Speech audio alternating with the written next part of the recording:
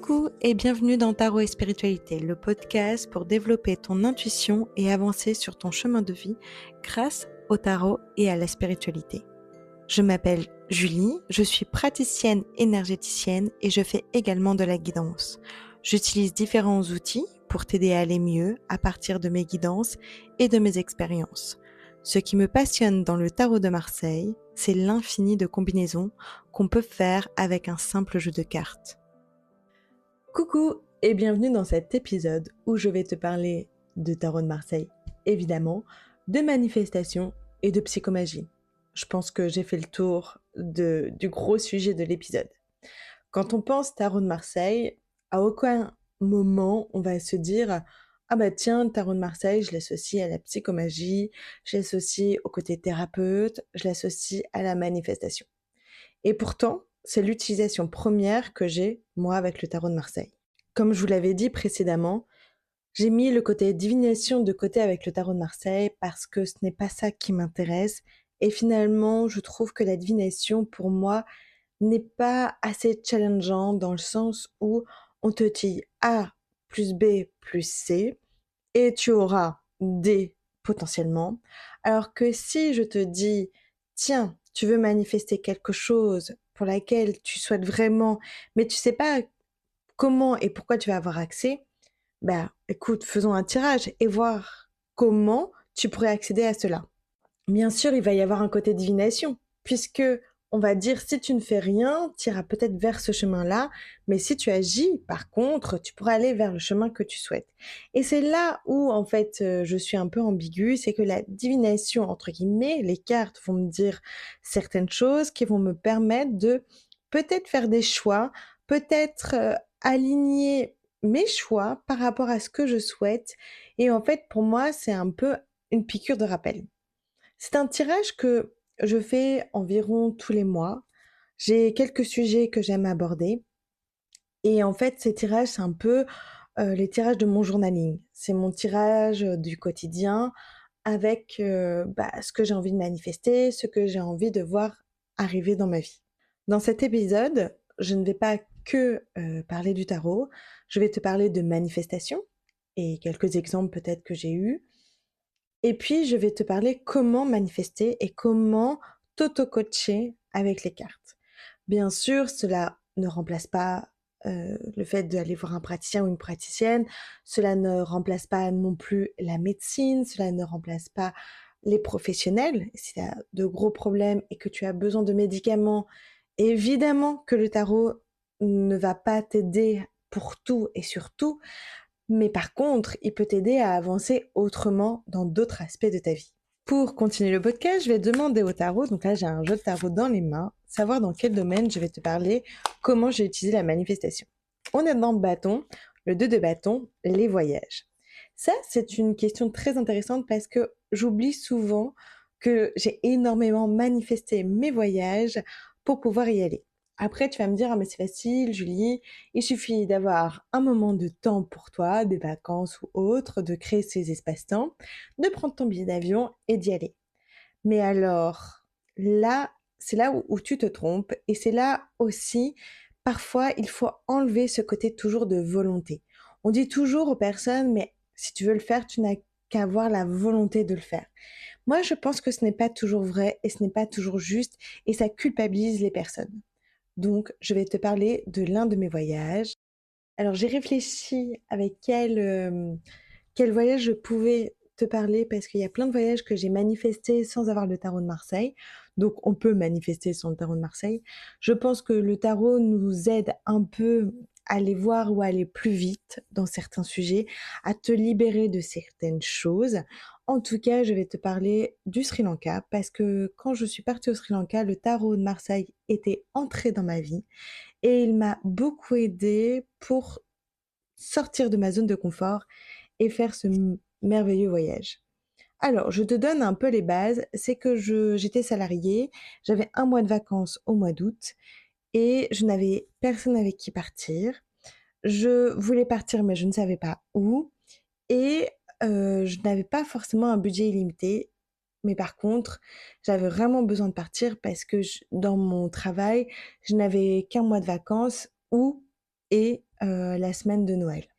En reprenant mes notes, je suis retombée sur mon tirage où j'avais fait un tirage en 3 cartes. C'est mon tirage préféré et c'est le plus simple et c'est le plus facile dans ce genre de cas pour manifester quelque chose.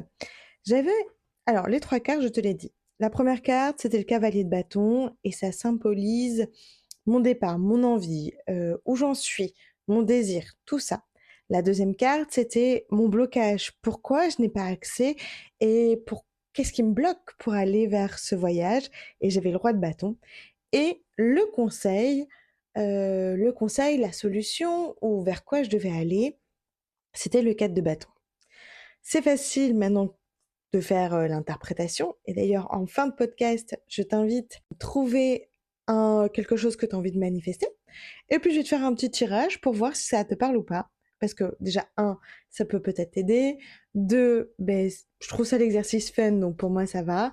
Je mettrai en photo le tirage de toute façon sur mes réseaux, au moment de la sortie du podcast et je mettrai, podcast untel, le résultat du tirage. Bref, continue. J'avais le cavalier de bâton qui arrive donc dans mon énergie. Le cavalier de bâton, on voit, c'est un homme ou c'est une personne en fait, parce qu'il a les cheveux longs ou elle a les cheveux longs. On ne sait pas vraiment si c'est un homme. Je sais pas pourquoi je dis que c'est un homme, mais en tout cas, c'est une personne assez coquette qui est sur un cheval, qui regarde vers l'avenir, mais qui marche vers le passé. Je pense que j'avais des difficultés à changer de mes schémas de voyage, dans le sens où il fallait que j'ai mes amis, il fallait que je sois pas toute seule, puisque là on a quand même un cavalier de bâton, il est accompagné d'un cheval, donc c'est un duo. Donc voilà, j'étais dans cet état d'esprit que si on devait voyager, il fallait au moins être deux, et que c'était compliqué si on n'était pas deux pour aller vers ce que l'on désire, vers le bâton, vers le futur. Bref. Et ça, c'était là où j'en étais. J'ai envie de partir, mais comme je ne suis pas en duo, là, il me manque quelqu'un, je n'ose pas partir. Ce qui était complètement vrai de toute façon. Je pense que mon compagnon de l'époque, on s'était séparés quelques temps auparavant. Enfin bref, le projet de partir en vacances avec un amoureux, c'était tombé à l'eau depuis, 1 mois ou 2 mois, je pense. Et puis j'allais pas attendre un compagnon, peut-être que c'est ça que je souhaitais. Est-ce que tu attends un compagnon et ce qui t'empêche de partir en voyage? Mon blocage, c'est le roi de bâton.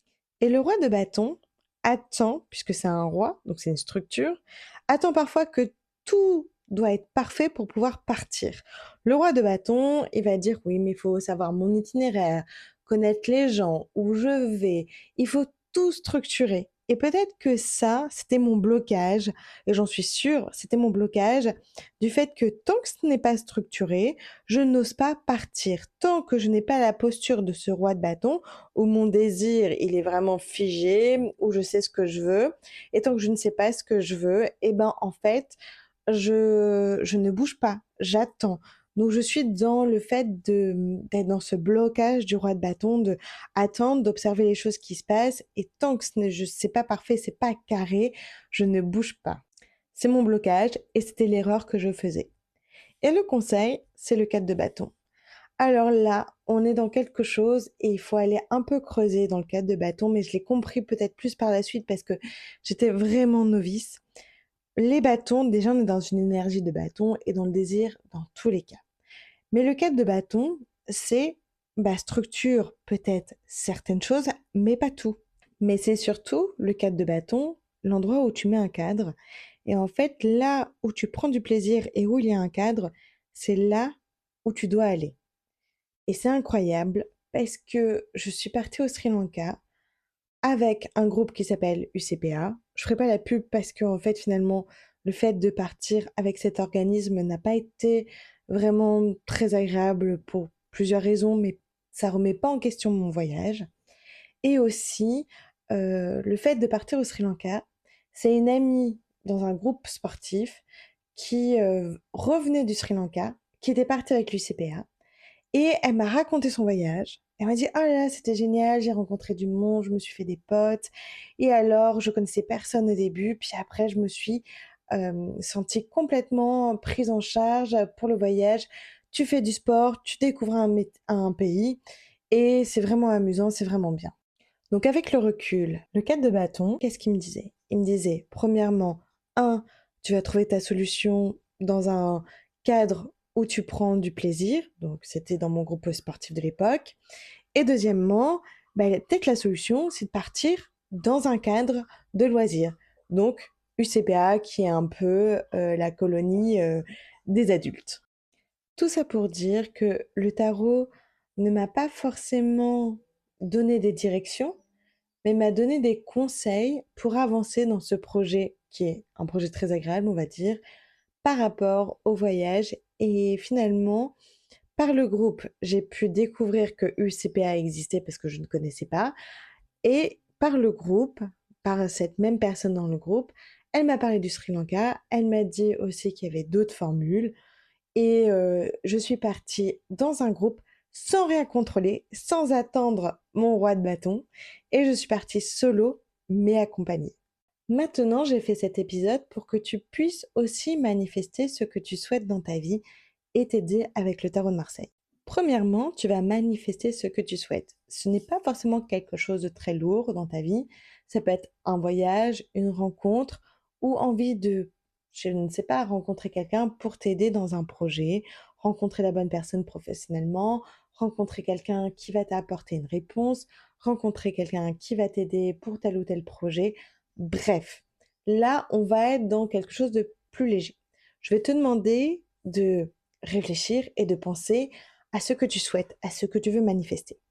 Pour manifester correctement, il faut que tu fasses le vide en toi. Donc, tu vas inspirer profondément par le nez, bloquer ta respiration pendant 4 secondes et expirer par la bouche toutes tes tensions. Encore une fois, inspire profondément par le nez, bloque ta respiration pendant 4 secondes et expire par la bouche toutes tes tensions. Encore une fois, inspire profondément par le nez, bloque ta respiration pendant 4 secondes et expire par la bouche toutes tes tensions. Pourquoi je te fais faire un exercice de respiration avant? Eh bien, rien de neuf rentre dans ta vie, ni dans ton énergie, si tu ne fais pas de la place. Et ça, je trouve ça finalement facile à appliquer. Pour manifester correctement quelque chose, je voudrais que tu fermes les yeux. J'espère que tu conduis pas, hein. Que tu fermes les yeux, que tu visualises en fait la chose déjà là, déjà faite. Déjà la rencontre, déjà la solution. Et je veux que tu te connectes à tous tes sens. Parce que ça va aider à manifester dans la réalité. Alors, tu vas te connecter au toucher. Ça veut dire comment tu es habillé quand tu as en fait finalement réalisé ta manifestation. Quelle est la température? Comment tu te sens? Est-ce qu'il fait chaud? Est-ce qu'il fait froid? Est-ce que tu sens un courant d'air? De te connecter aussi à l'écoute, à l'ouïe. Qu'est-ce qu'il y a? Qu'est-ce que tu entends au loin? Qu'est-ce que tu entends au plus proche de toi? De te connecter aussi à l'odeur de cet espace, de ce lieu. Qu'est-ce que tu ressens comme odeur? Ou au moins, est-ce que c'est agréable ou désagréable? Est-ce que ça te chatouille le nez ou pas? Quel serait le goût que tu aurais en bouche? Est-ce que c'est acide, amer? Est-ce que tu aurais mangé un bonbon juste avant? Est-ce que, justement, la rencontre, ce serait proche d'une boulangerie et tu aurais ton croissant dans la main ou d'une épicerie? Vraiment, le goût peut être aussi intéressant. Et quelles sont les couleurs qui arrivent aussi? Comment tu te sens? Qu'est-ce qu'il y a autour de toi? Est-ce que c'est plutôt lumineux? Est-ce que, il y a de la nature? Est-ce que tu es au bord de la mer? Est-ce que tu es en ville? Tout ça, vraiment visualise ce moment-là où tu reçois cette information et comment tu te sens. Maintenant, dans cette visualisation, ce que tu manifestes, je veux que tu sois intimement convaincu que tu mérites ce que tu visualises. Sans penser à autrement, sans savoir comment ça va arriver, juste c'est là et tu le mérites. Maintenant, je vais t'aider avec le tarot. Je vais tirer 3 cartes pour pouvoir t'aider à te concentrer et à aller vers ce que tu mérites, ta visualisation, ta manifestation. Alors, j'ai un tirage en 3 cartes, comme je te l'avais dit. La première carte, c'est toi, ta situation, où tu en es. La deuxième carte, c'est ton blocage, ton challenge qu'il faut dépasser, où il ne faut pas laisser le nez dessus. Et c'est ton attitude du moment qu'il faut laisser de côté. Et la troisième carte, c'est le conseil. C'est très drôle parce que la première carte, nous avons eu la carte du monde. Et pour moi, la carte du monde, je vois que c'est quelqu'un qui veut faire beaucoup plaisir à beaucoup de monde, puisqu'il y a beaucoup de monde sur cette carte, ou qui veut beaucoup de choses dans tous les sens. Et en fait, il veut être au centre de sa victoire, au centre de tout ce qu'il veut réaliser. Et autant ce qu'il fait, ça peut profiter à beaucoup de monde autour de lui, autour d'elle. Alors, c'est ton souhait le plus profond, c'est peut-être de rassembler des personnes ou peut-être justement, ça peut être aussi en lien avec les réseaux, ça peut faire grandir une communauté, ça peut être aussi, réaliser ton rêve et te sentir accompli, ça peut être ça.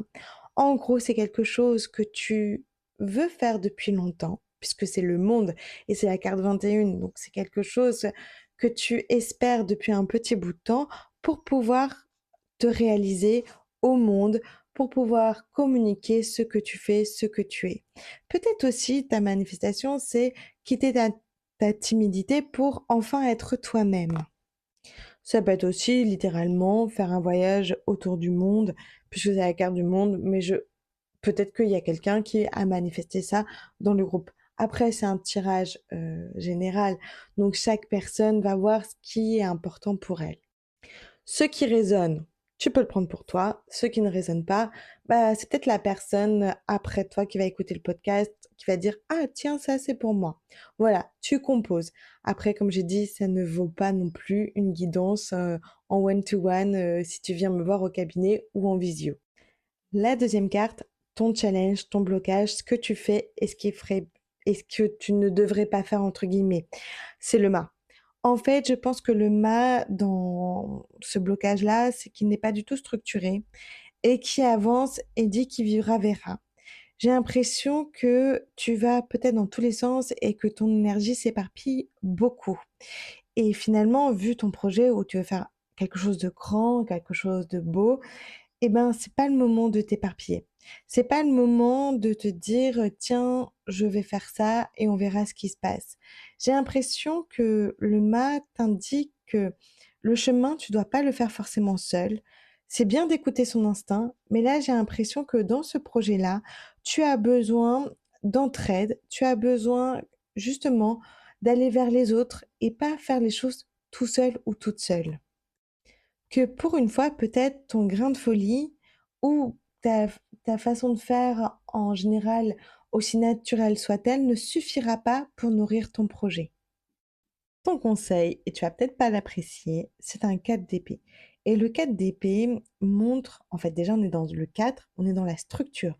Tu as besoin de structurer les choses. Et au milieu du 4 d'épée, dans le tarot de Marseille, tu as une fleur qui est fermée. Et ça veut dire, pour moi, le 4 d'épée, une chose à la fois. Tu vas épanouir quelque chose, tu vas faire grandir une chose qui va te permettre de construire une autre chose. Tu ne peux pas tout faire en même temps parce que cela risque d'être compliqué. Tu as besoin de comprendre qu'il y a des étapes, de voir les étapes et de les hiérarchiser. Un peu de structurer les choses, de noter étape par étape ce dont tu as besoin de faire pour avancer progressivement et aller jusqu'à ton objectif. Le 4 d'épée peut symboliser aussi des structures, des associations juridiques et professionnelles, peut parler aussi des structures qui peuvent t'aider professionnellement à aller vers ton projet. De toute façon, comme on a vu que le blocage était le fait que tu voulais faire les choses seul et que le conseil s'allait vers le 4 d'épée, ça demande quand même une stratégie où peut-être et sûrement les autres pourront t'aider à mettre en place. Bref, je ne sais pas si ce tirage va te plaire parce que c'est un tirage que j'ai fait dans le vent et je ne sais pas qui va écouter ce podcast. Par contre, si tu fais ton propre tirage et que tu as besoin de conseils, n'hésite pas à me dire en commentaire. Je ferai sûrement un compte rendu sur mes réseaux sociaux notamment Instagram, ça peut servir un nombre de personnes, ça peut être cool, donc n'hésite pas si tu as envie de partager. Si tu veux aller plus loin dans le tarot de Marseille, il nous reste encore de la place pour les retraites tarot, que ce soit en Belgique ou en France. Et nous, c'est un véritable honneur et de la folie pure à l'état brut de partager le tarot de Marseille avec Flo à d'autres personnes pour que cela puisse t'aider à développer tes compétences par rapport au tarot de Marseille. Et si tu as besoin d'une consultation, tu peux toujours prendre rendez-vous avec moi sur mes réseaux ou même en m'envoyant un message privé. Sur ce, je te laisse, je te fais des bisous, à bientôt, Julie!